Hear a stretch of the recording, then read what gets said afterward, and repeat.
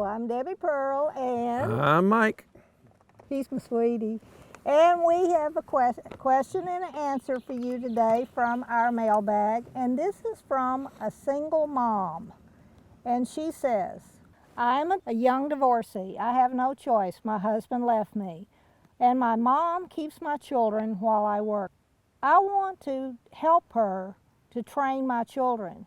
Now she says training is being mean and she just can't be mean to her grandchildren. So I'm asking you, how can I train her to train my children?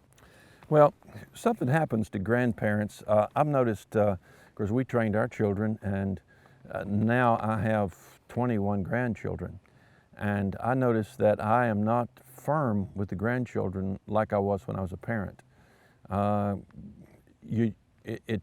God gave children to young people because young people have what it takes to maintain a balance. Whereas when people get older, they get milder, they get soft, they get permissive, they'll spoil the children.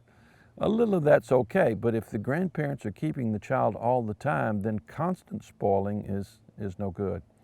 So, with all of our grandchildren, whenever one of them does something they shouldn't do, I think, well, just let the parents take care of that. I don't want to spoil my relationship, so I just give them some peanuts or something good to eat, and I kind of smile or talk them out of whatever they're doing and keep on going. I'm not as old as him, so when my grandchildren misbehave, I fuss at them and I say, you're not going to get away with that. Now, you don't do that anymore. The problem is they never misbehave with me. Their behavior is always perfect. I don't see any misbehaving. So let me tell you, this past week I was talking to a young mother who is a divorcee, and her mother who was there with her, and her mother keeps her children. And they were having trouble getting the children to obey in church. Children whine, whine, whine. And I told her, I said, I have this cute little puppy dog named Sweet Pea. And I throw Sweet Pea a ball, and Sweet Pea goes and gets the ball and brings it back. Well, that's training an animal.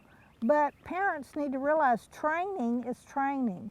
Like as the grandmother, if the grandmother has something and she says to her grandbaby who's 2 years old, go get Granny the paper on the chair, and the baby goes and gets the paper for Granny, and Granny, oh, thank you, okay, now go do this, and the baby goes back and forth in training to obey her grandmother.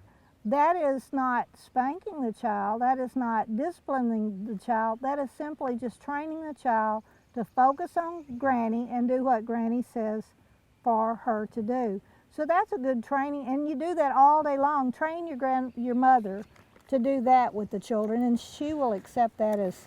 Yeah, I'm wondering if maybe the grandmother sees something in the way you relate to the children that repulses her. In other words, if she sees that you're short and that sometimes what you call training is really not constructive in relationships, then maybe she's acting to try to balance the scale. Yeah.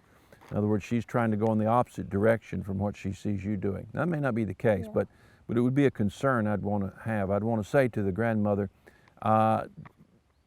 does your daughter train her children the way you trained your daughter? And that'd be a good question for you to ask her. Mm-hmm. If she says, well, no, because I wasn't impatient the way you are, I didn't spank them so much as you do, maybe she will give you an answer that'll give you some insight into why she may be swinging the pendulum in the opposite direction.